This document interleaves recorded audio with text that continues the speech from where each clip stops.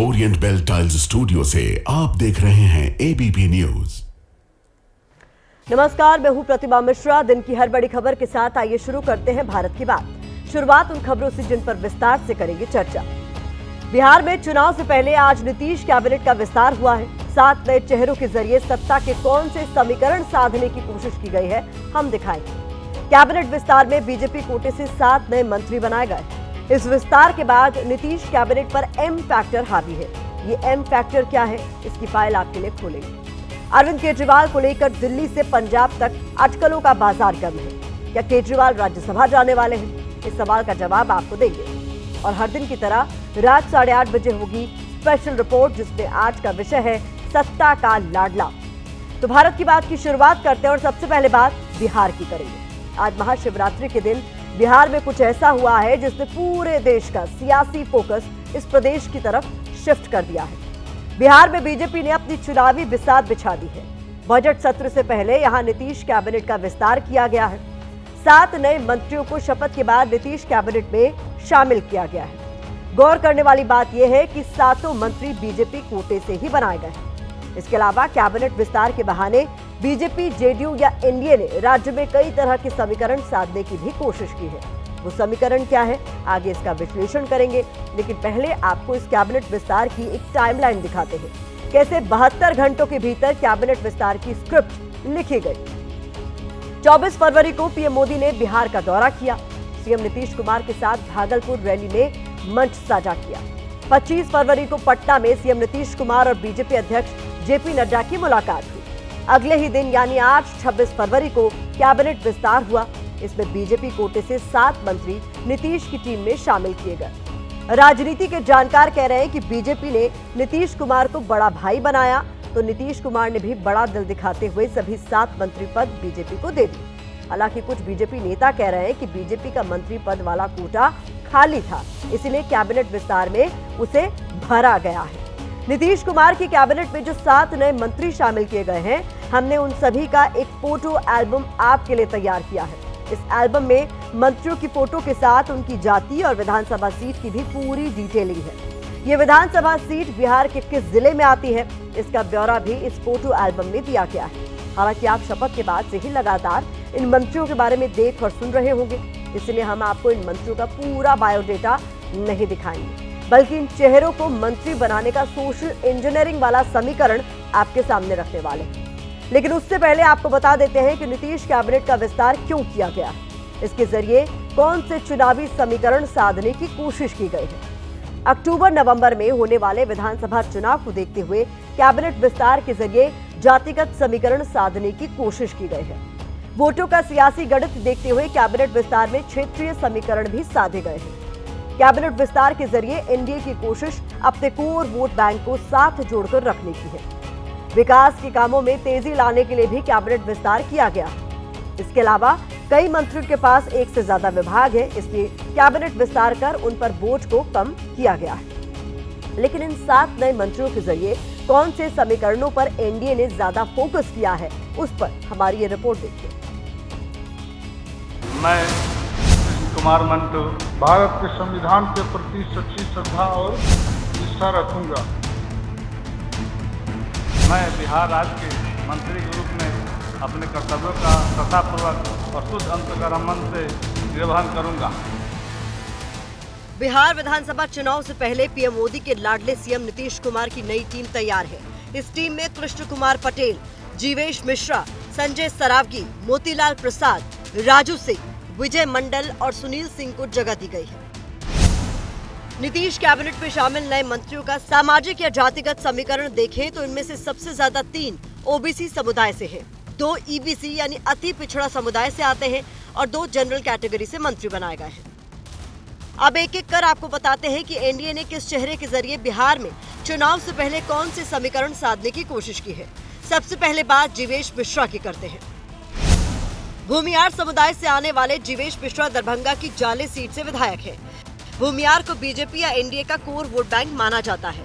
इनको मंत्री बनाकर बीजेपी ने समुदाय को साथ जोड़कर रखने की कोशिश की है। मुजफ्फरपुर की साहेबगंज सीट से विधायक राजू सिंह राजपूत समुदाय से आते हैं। राजपूतों का तिरहुत रीजन यानी वैशाली और उसके आसपास की लोकसभा सीटों पर दबदबा है। राजू सिंह को मंत्री बनाकर इस समुदाय को संदेश देने की कोशिश की गई है। संजय सरावगी बिहार में ओबीसी के तहत वैश्य समुदाय से आते हैं। बीजेपी का पुराना चेहरा है, क्योंकि दिलीप जायसवाल ने मंत्री पद छोड़ दिया है। ऐसे में इनके जरिए उनकी सीट को भरने की कोशिश कर समुदाय की समीकरण साधने की कोशिश की गई है। मोतीलाल प्रसाद सीतामढ़ी की रीगा सीट से विधायक हैं।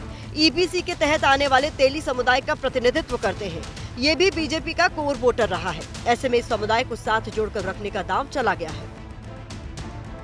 इस पार्टी ने जो भी भरोसा किया है, आदरणीय मुख्यमंत्री, आदरणीय उप मुख्यमंत्री जी, हमारे शीर्ष नेतृत्व ने जो भरोसा किया है, पहली चुनौती है कि उस पर खड़ा उतरना और ईमानदारी से काम करते हुए बिहार को आगे बढ़ाना। पार्टी ने आज जाकर के हम पर विश्वास किया है। मैं पार्टी के शीर्ष नेतृत्व को बधाई देना चाहता हूं कि जिस विश्वास के तहत उन्होंने आज मंत्री बनाया है, उस पर खड़ा उतरूंगा।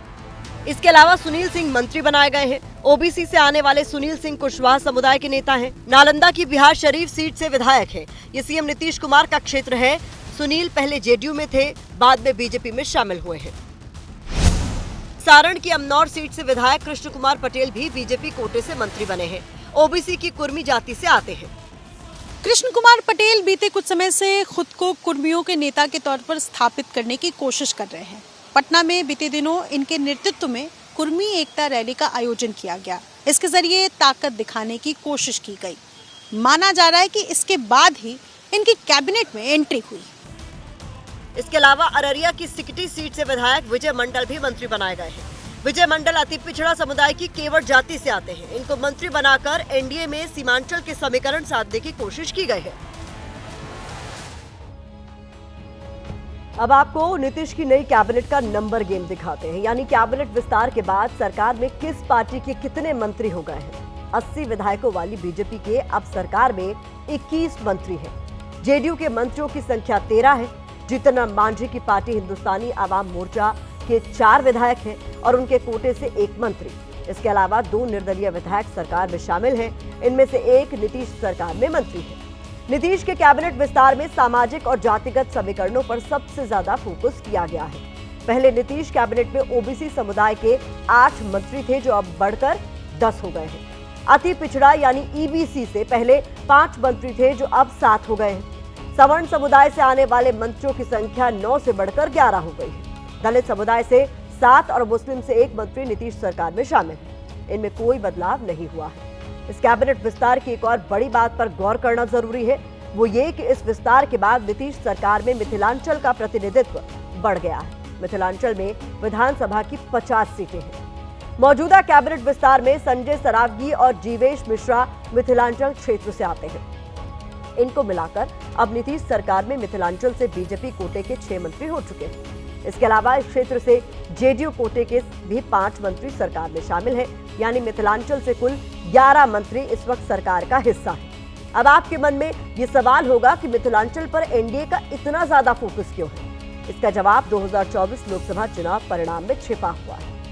मिथिलांचल के इलाके में लोकसभा की कुल 8 सीटें आती हैं।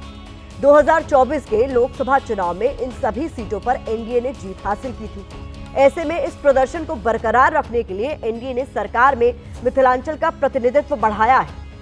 एक बात यह भी है कि जन सुराज पार्टी के नेता प्रशांत किशोर ब्राह्मण समुदाय से आते हैं। ऐसे में बीजेपी को डर है कि ब्राह्मण वोट उधर खिसक सकता है। दूसरी तरफ विपक्ष को इस कैबिनेट विस्तार में नीतीश की कमजोरी और बीजेपी की अंदरूनी गुटबाजी नजर आ रही है।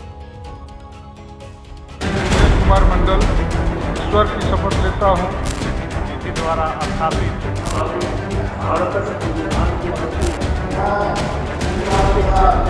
हम लोग एनडीए के मंत्री हैं और नीतीश कुमार जी के विचारधारा आगे बढ़ाने वाले लोगों में से हैं और नीतीश कुमार जी के विचारधारा के साथ एनडीए के साथ मजबूती के साथ सबका विकास अपने नरेंद्र मोदी जी की विचारधारा के साथ सबको साथ लेकर चलने का काम करें। परिणाम भी वही होगा जैसे कांग्रेस सिरे से बिहार में खत्म हो गई, लालू और नीतीश का कुछ भी हो, भाजपा यहाँ सिरे से खत्म हो जाएगी।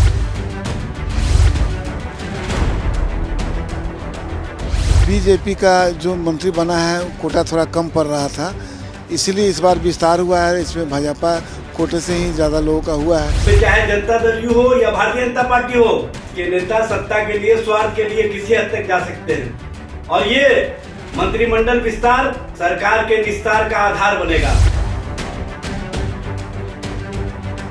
लोगों को जो बनाया गया है तो इसका लाभ हमारे पार्टी को पहुंचे, एनडीए को पहुंचे, इसके लिए हम लोगों को बनाया गया है। सामने इलेक्शन है और उस समय में जो है हम लोगों को जो है जिम्मेवारी दिया गया है, तो निश्चित रूप से आने वाला समय में जो है हम लोगों को जो है इस जिम्मेदारी को संभाल के चलना होगा। मंत्रिमंडल का विस्तार मुख्यमंत्री जी का विशेषाधिकार, लेकिन पहली बार हो रहा है इसमें भारतीय जनता पार्टी का विशेषाधिकार है। क्या भारतीय जनता पार्टी उनको कब्जा कर रखी है, या फिर ईडी, सीबीआई और आईटी के डर से नीतीश कुमार चुपचाप मात्र मुख्यमंत्री के पद पे हैं?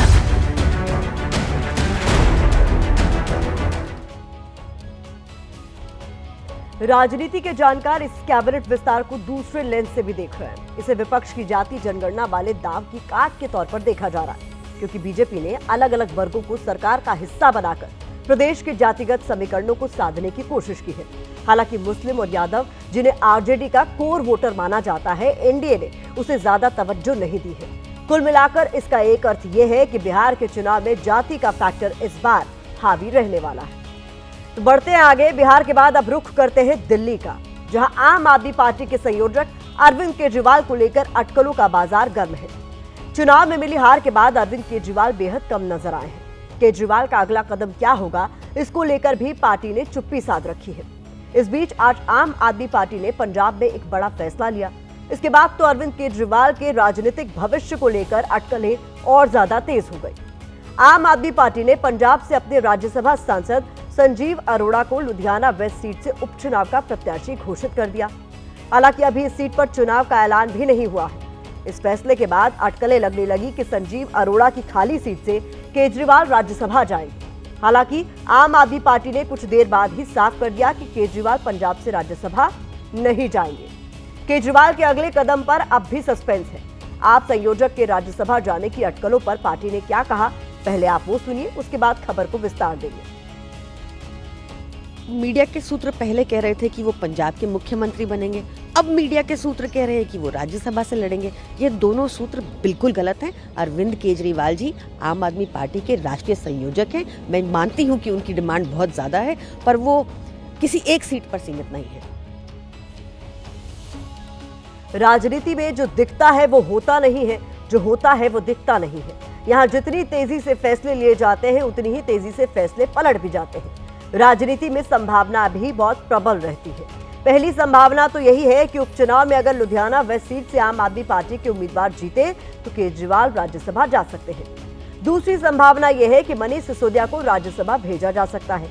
मनीष सिसोदिया भी आजकल पंजाब में एक्टिव है। हालांकि अभी ये सिर्फ संभावनाएं हैं। आम आदमी पार्टी इससे इनकार ही कर रही है।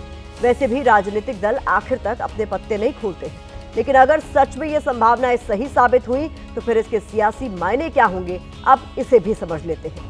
अगर केजरीवाल राज्यसभा जाते हैं तो इससे आम आदमी पार्टी पर उनकी पकड़ बनी रहेगी। केजरीवाल संसद में पहुंचकर सरकार को ज्यादा आक्रामक तरीके से घेर सकते हैं।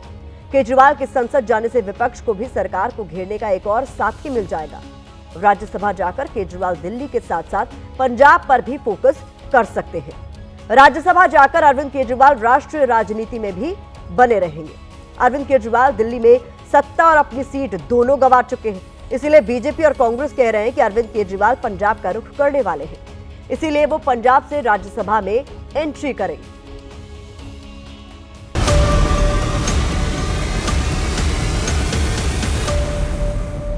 आम आदमी पार्टी कह रही है कि पार्टी संयोजक राज्यसभा नहीं जाएंगे, लेकिन चर्चाओं का बाजार गर्म है कि केजरीवाल अब संसद से आवाज बुलंद करेंगे। केजरीवाल ने अपने आगे के सियासी पत्ते नहीं खोले हैं, अभी सिर्फ अटकलें हैं, लेकिन इन अटकलों पर भी सियासी युद्ध छिड़ गया है। प्रताप सिंह बाजवा ने तो 24 घंटे पहले ही केजरीवाल के राज्यसभा जाने की भविष्यवाणी कर दी थी। केजरीवाल साहब टटोल रहे हैं रास्ता। इनको एक ही डर है कि पंजाबी कैसे रिएक्ट करेंगे। अगर पंजाब की रिएक्शन का डर ना हो तो कल ही केजरीवाल आ जाए। जब से आम आदमी पार्टी ने दिल्ली की सत्ता गंवाई है, केजरीवाल बहुत कम नजर आए हैं। इसलिए बीजेपी और कांग्रेस भी उनके सियासी भविष्य की आकाशवाणी करते रहे हैं। आपके दिल्ली हारते ही बीजेपी ने कहा था कि अरविंद केजरीवाल भगवंत मान को हटाकर पंजाब के मुख्यमंत्री बनना चाहते हैं। कांग्रेस ने कहा था कि केजरीवाल पंजाब शिफ्ट होने का मन बना रहे हैं। बेहतर होगा कि केजरीवाल साहब संसदीय राजनीति में आ जाएं, राज्यसभा में, ताकि वो एक अपनी जो बात है देश भर में पहुंचा सकेंगे और भारतीय जनता पार्टी से या कांग्रेस से सीधे मुकाबले में वो एक बड़े नेता के तौर पर खड़े हो पाएंगे। नहीं तो अब दिल्ली में 5 साल की राजनीति में वो विधानसभा में भी नहीं है, तो किस तरह से करेंगे। और बेहतर होगा कि वो केंद्रीय राजनीति में आए और राज्यसभा में जाकर अपनी बात को रखें। अब जबकि केजरीवाल के राज्यसभा जाने के कयास लगाए जा रहे हैं, तो बीजेपी भी एक्शन में आ गई। अरविंद केजरीवाल भ्रष्टाचार के, शराब घोटाले के किंग पिन थे, तो अब एक दूसरा रास्ता बैकडोर एंट्री का पकड़ा है कि एक राज्यसभा सांसद को उपचुनाव का उम्मीदवार बनाकर अब उनका बंगला तो पहले खाली करवा ही लिया, अब उनकी राज्यसभा की सीट भी खाली करवानी चाहिए। देखिए जो डेस्परेशन है, कितने ये हताश हो गए हैं कि सत्ता के बगैर इनको जीना मुश्किल हो रहा है और अब सोच रहे हैं कि कुछ रायता फैलाएं ये पार्लियामेंट में आकर। बाकी तो करते ही हैं इनके साथी लोग। बीजेपी के हर सवाल का जवाब आपने भी दिया। आम आदमी पार्टी ने कहा है कि केजरीवाल देश के नेता हैं, वो किसी एक सीट तक सीमित नहीं है। दिल्ली से लेकर पंजाब के प्रवक्ता, नेता, मंत्री सब केजरीवाल के समर्थन में आ गए। कह रहे हैं कि ये अफवाह है और इस अफवाह को विपक्ष ने जन्म दिया है। पहले खबरें चली मीडिया में कि वो मुख्यमंत्री बनेंगे, अब खबरें चल रही हैं कि राज्यसभा जाएंगे।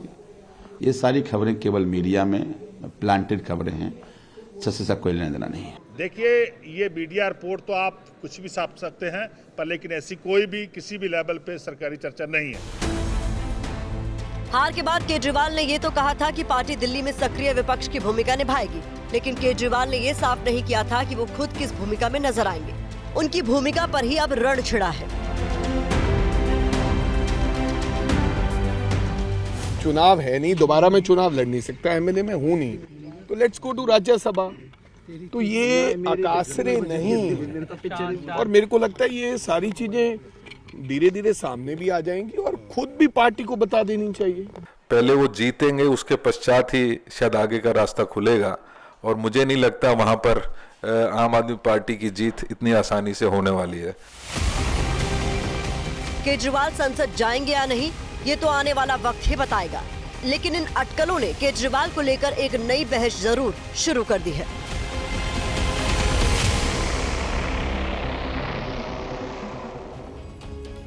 इस खबर को भारत की बात के फोकस से देखें तो केजरीवाल का फोकस पंजाब में सरकार बचाने से ज्यादा पार्टी बचाने पर है, क्योंकि दिल्ली के बाद सिर्फ पंजाब ही वो पावर सेंटर है जो आम आदमी पार्टी को जोड़कर रख सकता है। अगर यहाँ भी सत्ता हाथ से फिसली तो पार्टी का अस्तित्व ही खतरे में पड़ सकता है। ऐसे में किसी न किसी तरीके से अरविंद केजरीवाल पंजाब पर अपनी पकड़ मजबूत रखना चाहते हैं।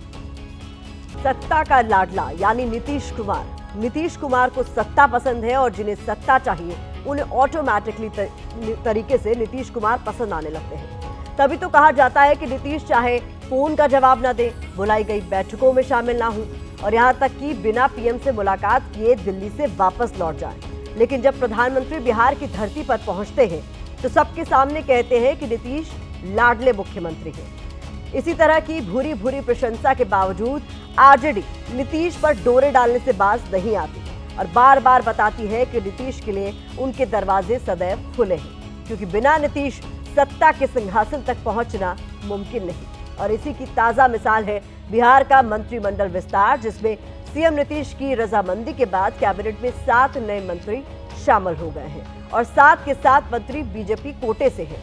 तो चलिए भारत की बात में आज आपको दिखाते हैं आखिर क्यों बिहार की राजनीति की धुरी है नीतीश कुमार।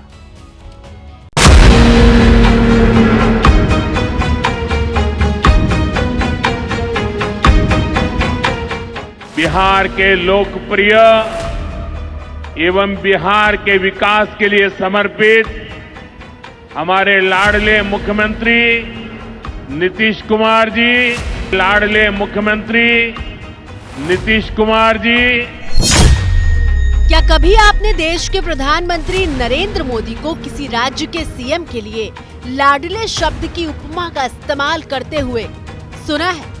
हमारे लाडले मुख्यमंत्री नीतीश कुमार जी, आखिर क्यों नीतीश के लिए बीजेपी खास तरह का व्यवहार रखती है? सबसे अनुभव वाले व्यक्ति नीतीश कुमार हैं और उनके नेतृत्व में बिहार ने प्रगति किया है। प्रधानमंत्री जी भी उनको लाडला मुख्यमंत्री कहते हैं। उनका बहुत प्रेम स्नेह नीतीश कुमार जी से है, तो इसमें कोई शक की गुंजाइश ही नहीं है कि नीतीश कुमार जी के नेतृत्व में चुनाव लड़ेंगे और सरकार बनाएंगे। दरअसल बीजेपी हो या फिर लालू प्रसाद यादव का राष्ट्रीय जनता दल, दोनों ही खेमे जानते हैं कि बिना नीतीश के बिहार में उनकी दाल गलने वाली नहीं है, क्योंकि सियासत के तराजू में नीतीश उस बाट की तरह हैं कि वो जिस तरफ बैठ जाते हैं उसका पलड़ा न सिर्फ भारी हो जाता है बल्कि वो सत्ता के सिंहासन तक भी पहुंच जाता है। और आप जान लीजिए कि सब लोग आदरणीय प्रधानमंत्री जी के पक्ष में हैं और इसीलिए पूरे तौर पर देश का विकास होगा, अब बिहार भी आगे बढ़ेगा। और करीब 20 साल से बिहार के मुख्यमंत्री की कुर्सी पर बैठे नीतीश कुमार कई बार अपना वजन और अहमियत साबित करने के लिए पाला बदल कर भी दिखा चुके हैं। मैं नीतीश कुमार सत्य निष्ठा से प्रतिज्ञान करता हूं कि जो विषय बिहार राज्य के मुख्यमंत्री के रूप में कि मैं विधि द्वारा स्थापित भारत के संविधान के प्रति सच्ची श्रद्धा और निष्ठा रखूंगा। मैं बिहार राज्य के मुख्यमंत्री के रूप में अपने कर्तव्यों का श्रद्धापूर्वक और शुद्ध अंतःकरण से निर्वहन करूंगा। सभी प्रकार के लोगों के प्रति संविधान और विधि के अनुसार न्याय करूंगा। यही वजह है कि नीतीश कुमार को सबसे ज्यादा बार शपथ लेने वाला सीएम कहा जाता है। दरअसल राजनीति की बिसात में नीतीश कुमार कब किस करवट बैठ जाएंगे ये कोई नहीं जानता और उनकी इसी काबिलियत या फिर कमजोरी का नतीजा है कि बीजेपी से लेकर आरजेडी तक साथ होने पर भी नीतीश पर 100% भरोसा नहीं करती और प्यार दुलार और लाडला बताकर नीतीश को खुश रखने की कोशिश की जाती है, क्योंकि नीतीश की नाराजगी का मतलब होता है बिहार की सत्ता का हाथ से जाना। और आज तो मैं अभिनंदन करता हूं कि आप फिर पधारे हैं यहाँ, तो आज हम लोगों को बड़ी खुशी की बात है। आप पहले आए थे, इधर हम गायब हो गए थे, तभी हम फिर आपके साथ हैं। हम आपको आश्वस्त करते हैं कि आप इधर उधर होने वाले नहीं हैं, हम रहेंगे आप ही के साथ। इसलिए जरा तेजी से यहाँ वाला काम सब हो जाए। ज्यादा पुरानी बात नहीं है, अभी 1-2 साल पहले तक नीतीश जान जाने तक बीजेपी के साथ नहीं आने की बात कर रहे थे। हमको अलग हो गए और आप जान लीजिए जीवन भर हम किसी भी तरह से उन लोगों के साथ फिर नहीं जाएंगे। हम लोग साथ जो पुराने समाजवादी हैं एक साथ रहेंगे। हम लोग तो सवाल ही नहीं पैदा होता है, मर जाना कबूल है, उनके साथ जाना हमको कभी कबूल नहीं है, ये अच्छी तरह जान।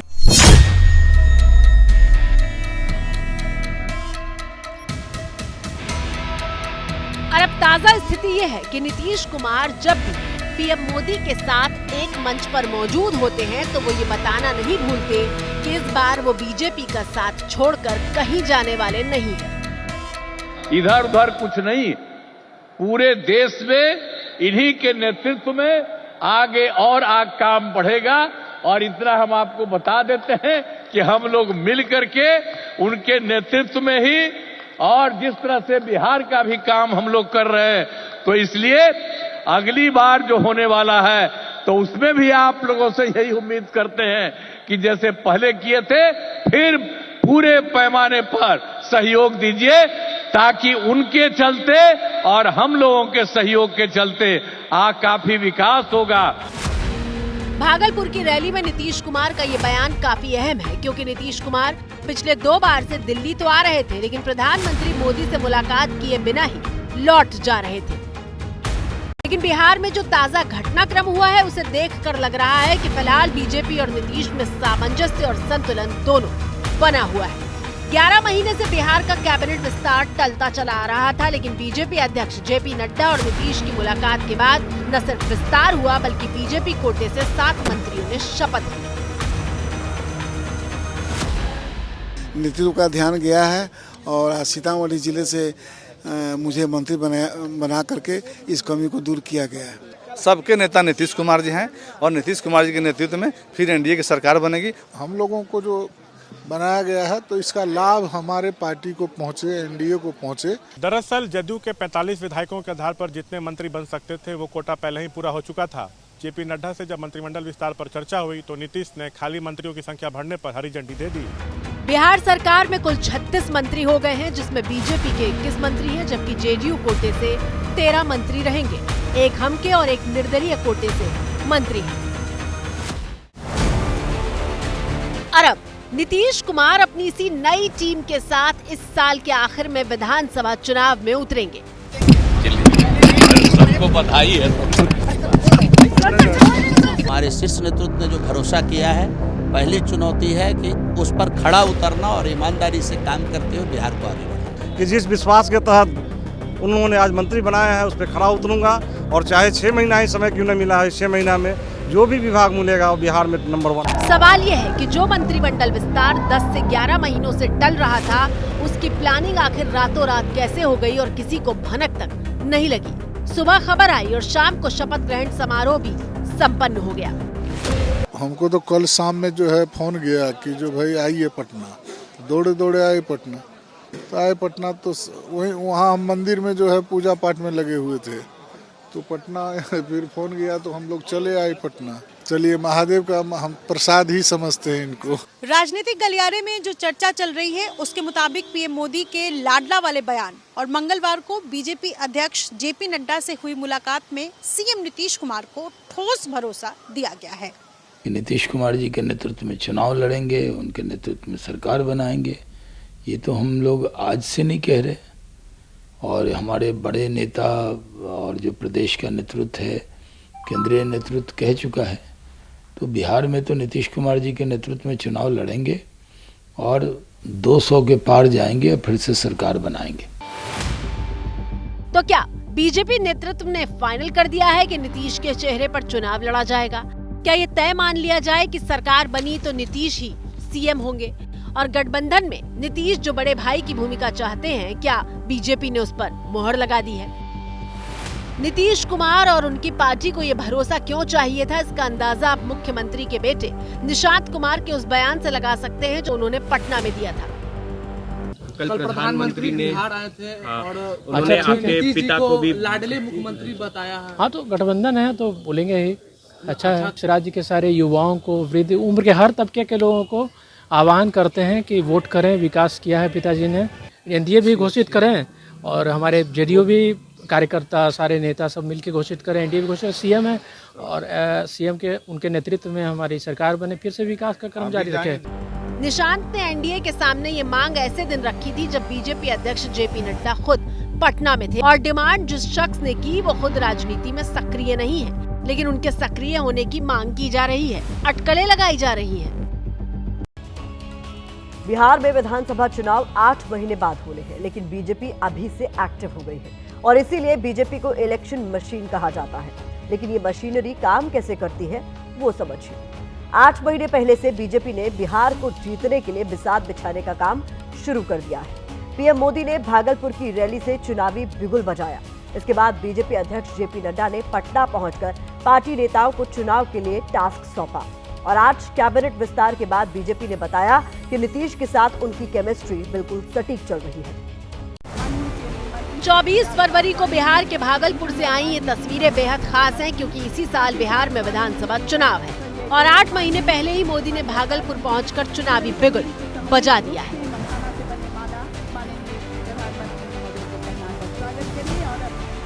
जो लोग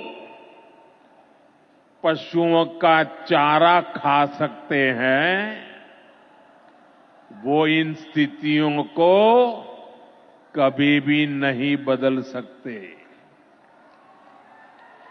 एनडीए सरकार ने इस स्थिति को बदला है।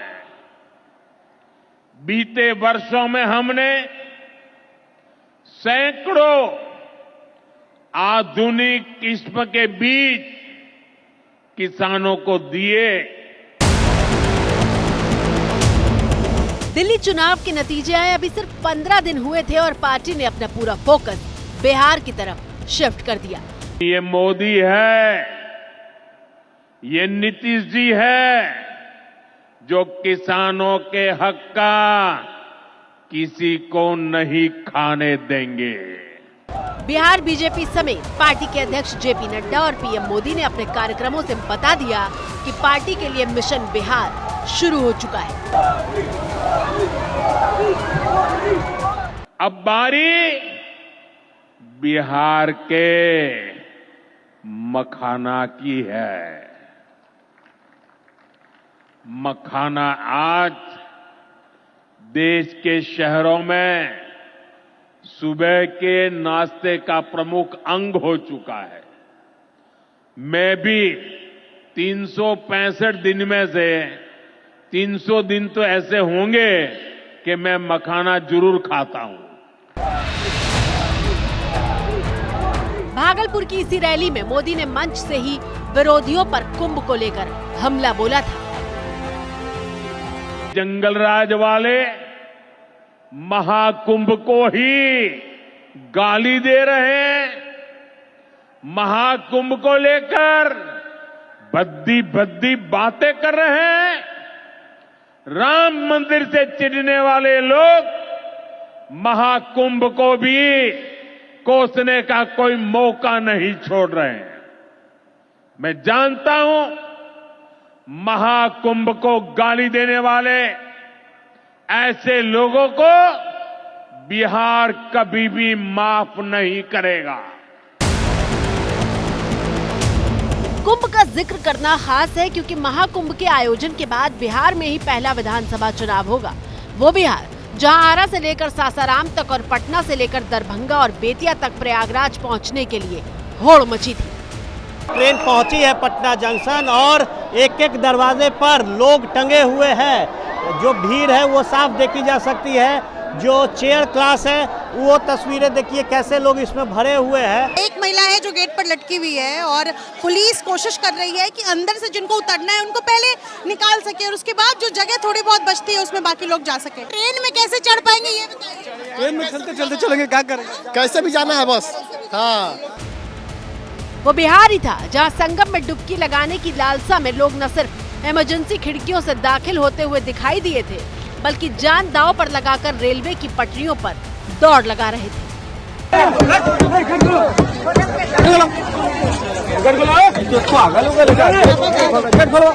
केडी नहीं खोल रहा है। ट्रेनों में तिल रखने की जगह नहीं थी और बिहार से प्रयागराज पहुंचने वाली तमाम सड़कों और हाईवे पर चक्का जाम के हालात पैदा हो गए थे। राष्ट्रवाद और सनातन दोनों एक दूसरे के पूरक हैं और भारतीय जनता पार्टी राष्ट्रवादी पार्टी है, तो ये तो स्वाभाविक है कि हम लोग को लाभ मिलेगा ही।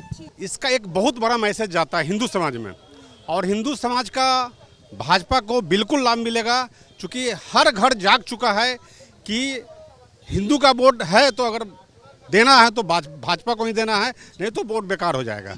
सनातनी लोग जो हैं इस बार एनडीए के साथ फायदा मिलेगा।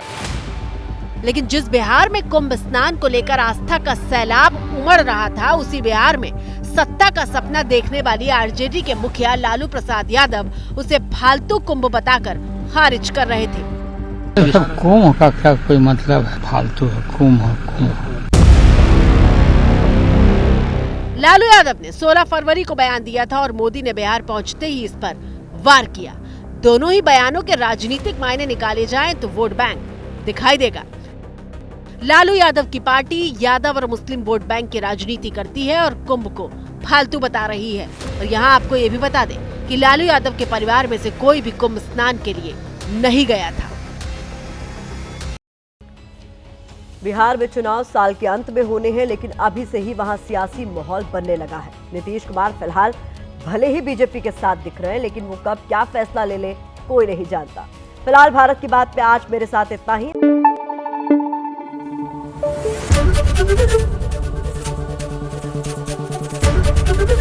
एबीपी न्यूज आपको रखे आगे।